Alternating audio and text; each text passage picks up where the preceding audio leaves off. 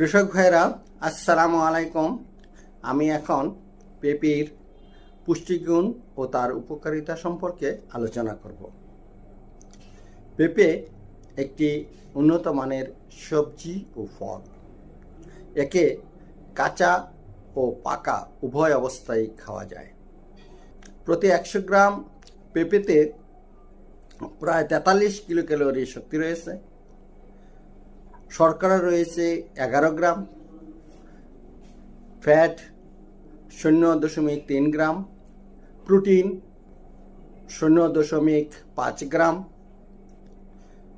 Fibre 1.7 gram, vitamin C 60.9 milligram, vitamin A 47 microgram. তাছাড়া এতে vitamin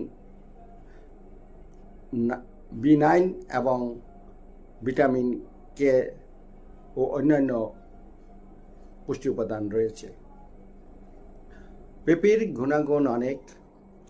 পেঁপের গুণের কথা তাহলে শুনুন।